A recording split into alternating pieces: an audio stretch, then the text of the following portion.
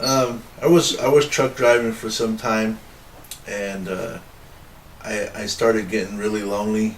I started feeling like I was missing the whole reason why I was working, and that was to be a part of a family.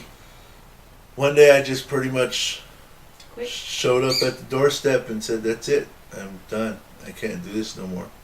Can't be away from home no more." And told her basically, "I'm done. It's your turn. You go to work." And I did. I started doing other things that I shouldn't have been doing, and got into this lifestyle that just kind of spiraled out of control. And before I knew it, I wasn't actively in the lifestyle. The lifestyle had just totally engulfed me and was running with me. We were in some really deep stuff, and it was a lot of pain for all of us because it did seem like we were raising ourselves a lot. And we did end up going to foster care for about a year. And I was pretty much had this state of mind where nobody can love me, so why even try? Why try to be a husband? Why try to be a father? Why try to even be a part of society? I'm just gonna be as much of a menace as I can be. So before, my dad was very violent. We did not have a good relationship. I did not like him. I did not want to talk to him. If I had a problem, I would go anywhere but him.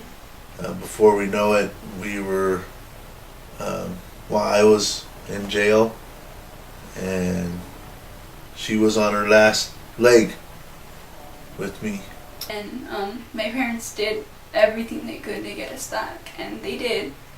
When I ended up at the mission, I realized that there was good people out there that didn't see me like I had saw myself, and they were willing to put time and just their heart into helping me understand that I was loved. Jake and I went to this program before. He got it, I didn't, and I'm back repeating it. But when he got it, he really got it. And he went back to school and did what he had to do there, and he came back here to give what he got. I had to do it little by little. I had to walk what I taught, and I had to do it on a every day, all day.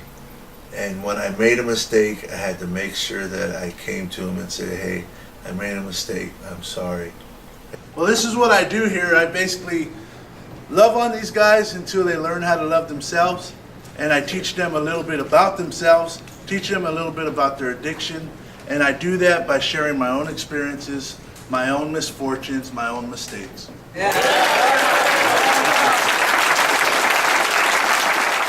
I got in trouble again, and I was facing 5 years in prison. And Jake went to every single one of my court dates. All the staff here was there for me, but I think Jake did a little bit more extra.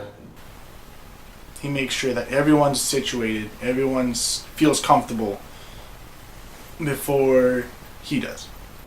And one day he went and go get me out of the ghetto when I was in my addiction. He dropped his family off at 9 o'clock at night after some kind of family spending time, and went and go get me. Brought me back to the Fresno Rescue Mission. If it wasn't for Jake, I wouldn't be here. Either I'd be in prison or I'll be dead. Every time I need to talk to somebody, he's there for me when I need to talk to. He's a really good person. And Angie's always there for our community functions here at the mission. She's always, during the Christmas party, takes a big part of that. This is Rescue the Children, and it is the newest ministry of the Fresno Rescue Mission.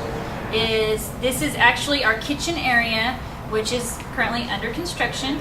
This is where we will be able to feed 100 women and 75 children. This is a program that could have helped me when my children were taken from foster care.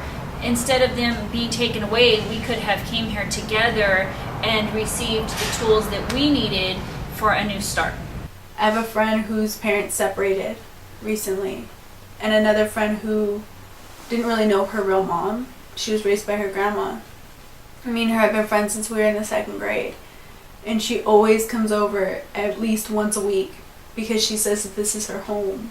my parents have about 40 kids. Well, 400 if you count the mission guys.